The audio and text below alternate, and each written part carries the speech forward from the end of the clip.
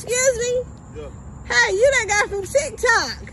Yeah. You the famous TikToker. Yeah, man. How you doing? All right, all right. I love watching your TikToks. Word up. You're so hilarious. Man, thank you, man.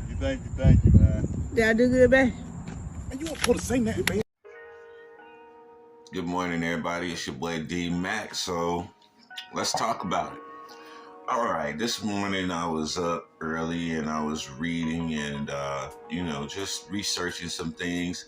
And I came across an old friend of mine who I've had knowledge of in the past.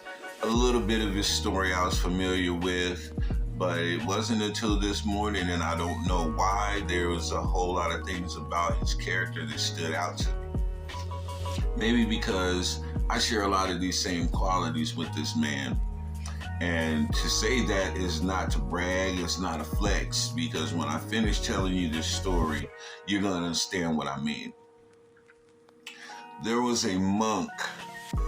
They called him the Renegade Monk. His real name was Grigori Rasputin. And he was they say a mystic healer and a self-proclaimed holy man. A holy man? During the last imperial age in Russia. And he curried favor with Tsar Nicholas because he was able to help stop the bleeding in Nicholas's hemophiliac son. And so that gave him power, that gave him favor in Russia during his short stint with them. But the things about Grigori that stood out to me and that I could relate with, I want to talk about this morning, because there's 4 things that they said about Grigori Rasputin overall that that definitely sound like my character in a lot of ways. And so my biggest thing going into this is just keeping in mind that this man definitely did a lot of good, but it was overshadowed by his bad. So that's the whole context of this. So the first thing that they said about Grigori was he was a sexual deviant. There's many stories about his sexual escapades. He was always found in a brothel somewhere whenever the Tsar was looking for him. He definitely would do some questionable things like get drunk, stand on top of a table with his penis out. That's what we doing now? Quoting scripture.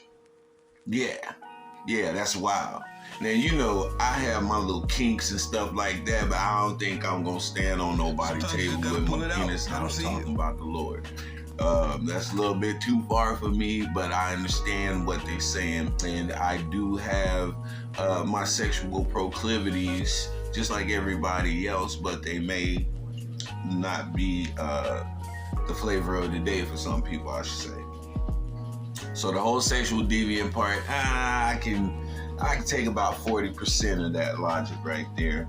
And then you go into the healing part. They always claimed him to be a mystic healer. Now, I want you to understand that healing goes far beyond, laying hands on somebody and their body just going through this metamorphosis and this quick regenerative thing to where it's healed instantly. There's also healing of the mind. That's where you get therapy, counseling, things like that. There's also a healing of the heart, which is also therapy, counseling, things like that. And I operate right in that vein of therapy and counseling. And so I can see myself as being a healer. I would definitely put myself in that category because there's many people who I've spoken to, who I've ministered to, and sometimes just sit there and listen and allow them to get things out. And so I've helped to heal their heart. I've helped to heal their minds in a lot of these capacities. And I've always been that way. From birth, I've always been that way. That's just something that was a given gift by the Most High. That I be able to listen, that I be able to have compassion and understanding and able to put myself in somebody else's shoes in order to get a good understanding of where they're coming from and how they're feeling. And that's one of the main reasons why Yeshua came down here. And so that is a very important part of being able to minister, is being able to put yourself in somebody else's shoes for the purpose of understanding and coming to some common ground, which is healing in most cases. So I operate in the area of healing. I wouldn't put any mystic to it. There's no mystery where this ability comes from. There's no secret to what my motivation is. Like I just stated, my ability comes from the Most High. My motivation to do so comes from the Most High and the compassion for people that He's placed on my heart. And so there a lot of times whenever I'm talking to people or people are just talking to me, and they be like, man, I'm so glad I blah, blah, blah, blah, blah, yada, yada, yada, yada. Got it. I understand. This is also healing for me as well. That's what people don't understand. It's not a one-way street whenever I have these interactions with people on that level. It's not a one-way thing, because I'm also gaining understanding. And a lot of the times in people's testimonies, I gain some perspective and insight on myself and things that I'm going through. So it's also healing for me. And so it's not like I'm going around just healing people and no, it's not no magical thing. God doesn't perform magic. Magic is not miracles. Miracles are not magic. So let's get that understood. One more thing about Grigori is the fact that they said that he was a political saboteur. If that's not up my alley, I don't know what is.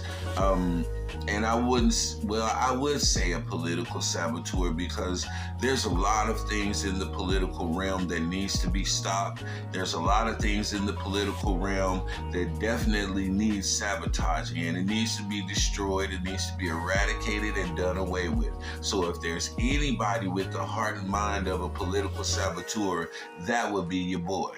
I absolutely have a problem with a lot of these political pundits, and I have no problem voicing that, no matter what arena we're in. And based on the fact that I'm going on this journey to throw my hat in the ring, so to speak, you know, this is something that stands out and rings very loud to me, because I've already stated what I was going into politics to do, and that was to shake up that whole entire world. The whole political realm, my full intention is to shake it up. Now, that don't mean I'm going to shake it up like Donald Trump did. Donald Trump shook it up, but, you know, sometimes his shaking up brought about good results, and a lot of times it didn't. And we just have to take that for what it is. A clock is right. A broken clock is right 2 times every day. That's what I say pertaining to Donald Trump and the good that he contributed to the United States. You might disagree, but that's on you. But like I said, a broken clock is right twice a day. So going into this, I definitely see myself as a political saboteur. I definitely see myself speaking against this broken system that we continue to try to patch up with Band-Aids instead of just fixing it and healing it all together. There go that word healing again. And that is one of the motivations for me going into the political realm, is because I see the healing that this nation needs at this time. There's absolutely some healing that is necessary for the United States to move forward in this world, in this level of innovation that we're moving into in this age. And so that is another thing about Grigori Rasputin that I see myself and him having a parallel. But one thing that I didn't write down, that's why I keep looking down, y'all, because I jotted down some notes. I wanted to be precise in what I'm saying. But one of the things that I didn't jot down that I just remembered about Rasputin was the fact that he was no respecter of man. He spoke to you how he spoke to you. There was often times that he got in trouble because the way he spoke to the Tsar Nicholas and also his wife. You know, he spoke to them sometimes like they were children. You know, sometimes he would check them. Whatever was necessary, it would come out of his mouth, and you know, they had never been spoken to by someone they considered a servant. And so where it was problematic, you know, there wasn't much that they were able to do because Rasputin was helping their child. He was keeping their child alive in their eyes. And so they would allow some of these things to go, or they would give a light punishment that was equate to maybe a slap on the wrist. And this is what created that sense of power in Grigori. I can talk to the Tsar like this, and although he gets angry, he does nothing. Now, when people see this, they're going to recognize my level of power. And this is where he started to veer to the right or veer to the left. The power. Power always is that determining factor that's going to say, either I'm going to be a stand-up person of integrity and lead with good character, or I'm just going to be an iron hammer and I'm going to lord my power over you and threaten to smash you if you don't do what I say. So Grigori began to gain this power, this notoriety, and this fame all across Russia. And it began to give him a sense of entitlement. Like I stated before, he would go in, you find him in brothels all the time. You would see him in bars, doing all of the things that a man of God would not be doing. And so, you know, people question the validity of his holiness. They question the validity of his religious background and his religious stature. But they couldn't deny the fact that he was helping the Tsar's son. And so they really didn't have a dog in the fight, so to speak. And so he took that to his advantage, and he garnered a lot of wealth. He garnered a lot of relationships and networking for the people who dared to deal with him. And, you know, he got a lot of things done. Actually, he got a lot of things done. Well, they call him the Renegade Monk. And this is the part that I most relate to. Because as to where I'm not a monk, I do consider myself a man of faith. I operate in that faith a lot of times. Not all the time, but a lot of the times I operate on faith. I stand on faith, and my belief system is strong and it can't be shaken by anybody. But at the same time, I'm not your Orthodox Christian. Because many people ask me about why I call myself Deacon Mac, and that word deacon is always going to be associated with the church.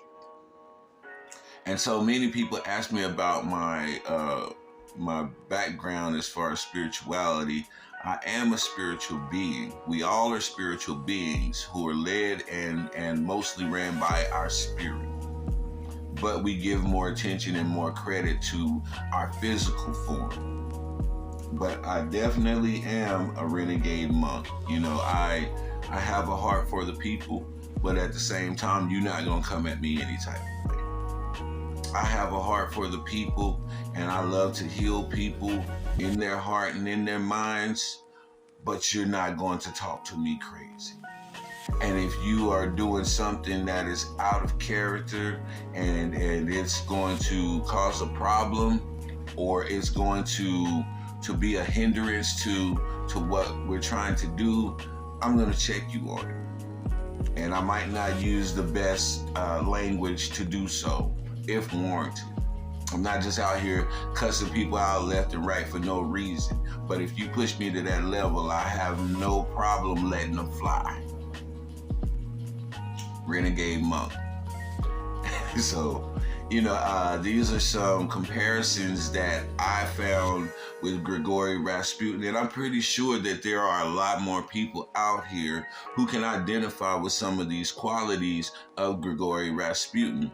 Now, the thing about Grigori is this is the lesson to be learned in this story, because he had garnered so much power and so much favor in Russia through the Tsar that he began to abuse it. And through abusing his power, he eventually lost that favor with the Tsar. And so then so many people were afraid of him that nobody wanted to take his life. Well, they came up with a plan to where they put arsenic in his food, and that would take him out quickly, quietly, and they can explain it away as, all of the drinking and debauchery that he does. They'd come up with a good story that would be convincing. People would believe it because it'd be within Grigori's character. But it didn't work. Say he ate probably about 4 or 5 of those pastries, and, he got a stomach ache at the most. And that really scared him. That really put the fear of God in him, because the amount that he consumed, he was supposed to have been dead 10 times over. But yet all he got was a little stomach ache from it, and then carried on. So their next plan was to do this and to do that, and those plans did not work out for him. So ultimately it came down to, look, we just need to take this fool out. Whatever it takes to get him up out of here, we got to take this fool out. And so they did so. They shot him, they stabbed him, and everything necessary to make his heart stop beating, and for him to mainly and most importantly stop all the disrespect and showing the Tsar to be weak in the eyes of the people. And so that's what happened to Grigori Rasputin. Now, I don't want to go out like that. I'm telling you now, I want to be able to live a long, full life, to be able to impart wisdom and knowledge and understanding into the life of my grandbabies and anybody else who is directly and indirectly attached to me in the spirit. That's just the way I am. And so I'm going to be mindful of this story of Grigori Rasputin, because it's a cautionary tale for people who are in this area of spirituality, the church, and then you get into the world of politics, which is state. So when you have the meeting of church and state, it's a very slippery slope. Very slippery slope. There's a lot of things that can go wrong whenever you commingle church and state. And that's why they say in the Constitution of the United States that there is to be a separation of church and state, even though there isn't. We see all the time. If you're not considered a Christian in the United States, you're going to be demonized as a political pundit. Just know that. If you don't claim Christianity, you claim some other type of religious belief, then they're going to instantly demonize you. Ask Obama. They called Obama a Islamic terrorist. Who else? John F. Kennedy.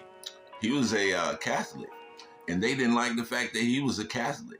Even though Catholics are strongly associated with the Christian church, they use the Christian Bible, but their doctrine is different than Orthodox Christians. But they had a problem with him being a Catholic, and they demonized JFK for that. So just know that there's a lot of things that goes with the separation of church and state. They will preach that and they will say it, but it's absolutely goes hand in hand in the United States. Why you think every time election time come up, one of the first places they come is to the church? And they try to influence those church leaders, those pastors, those bishops, whatever, to convince their congregation to vote for this person. That right there is a mixing of church and state all day, every day. And how long have they been doing this? longer than I've been born, as long as I can remember. So the mixing of church and state is absolute in this country, even though the Constitution speaks against it and nobody is saying anything about it.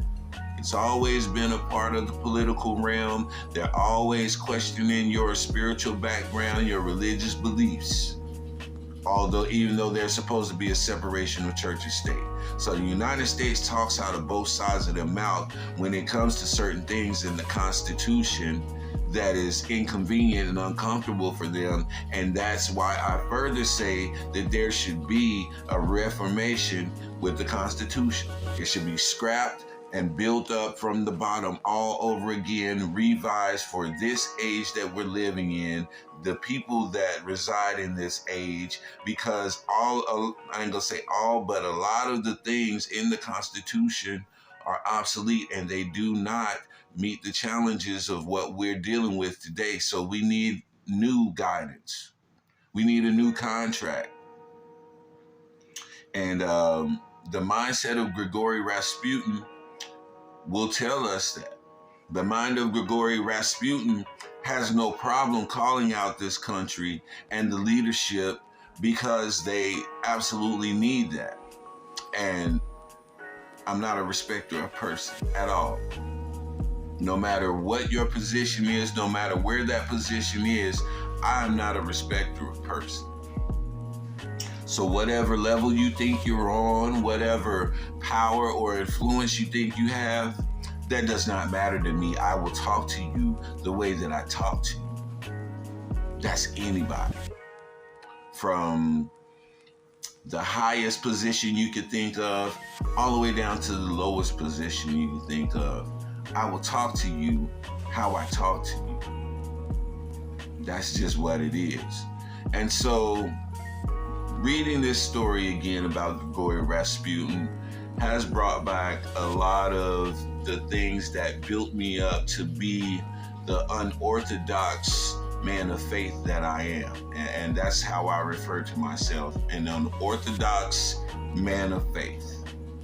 You know, all of these other titles that put on you, they're put on you to bring about limitations. They're put on you to keep you within a certain category. They're put on you in order to get you to be docile and to be controllable in a sense. And if you know anything about my past, the record label that I was on was uncontrollable, and I fit very well. That's my mindset.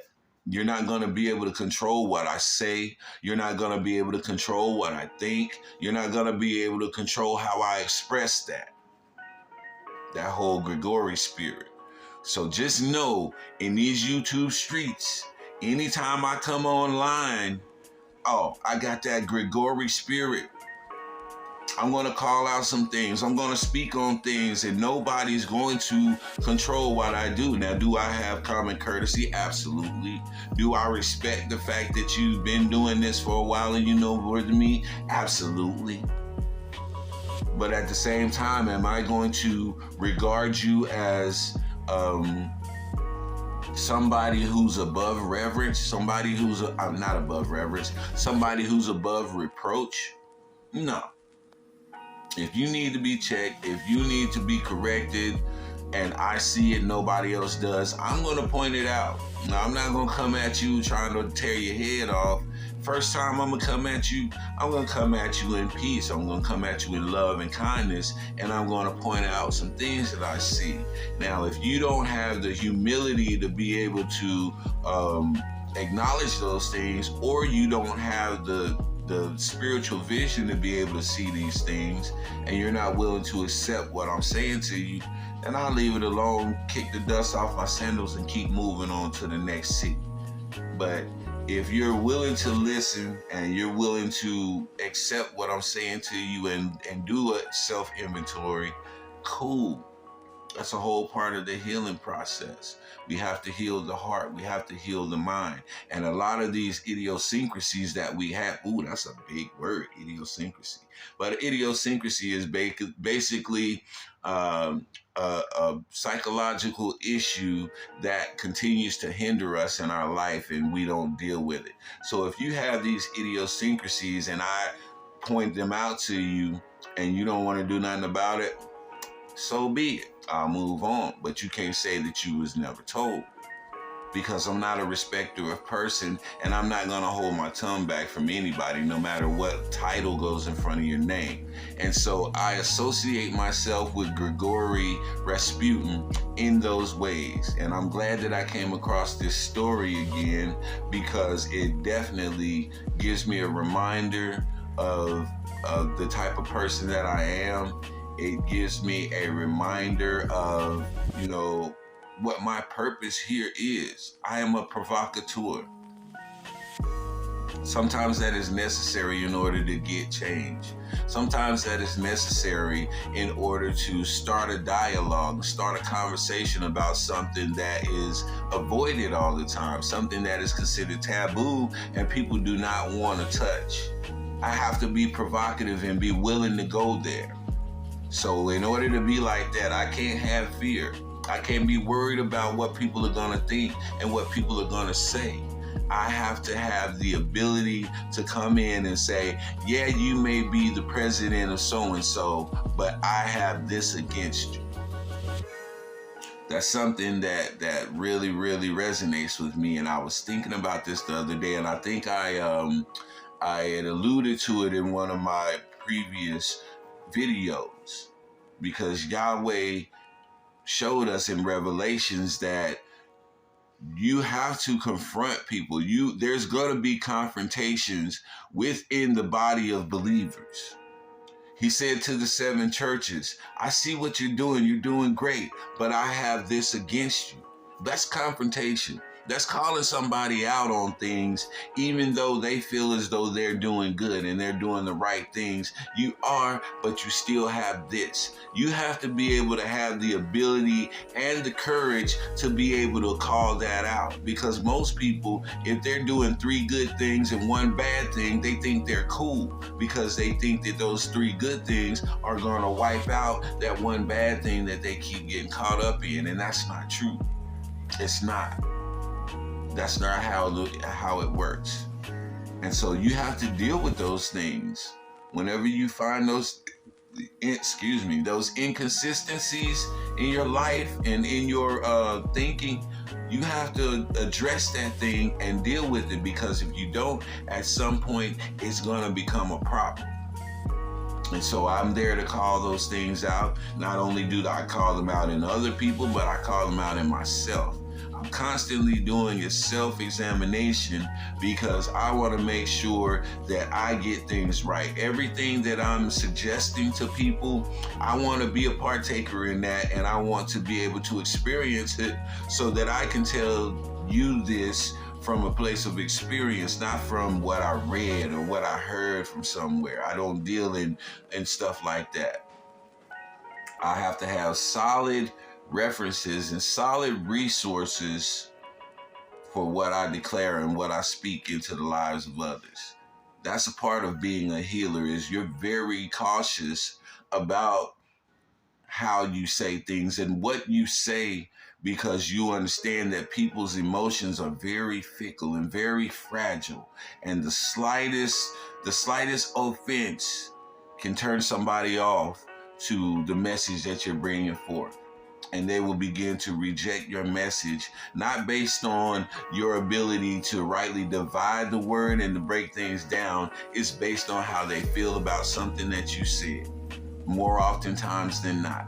And so these are the things that we have to think about if you're going to put yourself in the position of being a healer, which is therapy, counseling, doctors, nurses, anybody in that medical field. You're considered a healer. You don't have to be a surgeon to be a healer, because healing the brain is one of the most important jobs. Healing the heart is one of the most important jobs.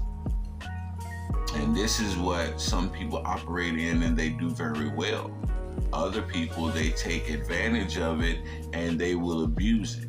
But you have to have that discernment to be able to see who's who. I appreciate y'all for giving me your time this morning. I'm just going to take a quick 30 minutes to bring this word forth and to give a better understanding to others, hopefully. And some of you out there may see yourself as a Grigori Rasputin. And if you do, I would say to you, embrace what you are and who you are, and don't allow other people to tell you what you're supposed to be and how you're supposed to act. That is not their job. Now, can you take advice from some people if they see something wrong? Yeah. But what I'm saying is, you don't live your life to appease others, because some people are going to say, well, that's not becoming of a man of God. Yahweh used all types of people, and not all of them were saved people. Not all of them had a great reputation. Just know that. So I want to leave on that note right there. Just ponder on that. So this is your boy D-Mac. You know what I say. Sticks and stones can break your bones, but the word can always heal you. Selah. I'm out. Hey, you, excuse me. Yeah. Hey, you that guy from TikTok. Yeah. You the famous TikToker. Yeah, man. How you doing? All right, all right. I love watching your TikToks. Word up. You're so hilarious. Man, thank you, man. Did I do good, babe? And you weren't supposed to say that, man.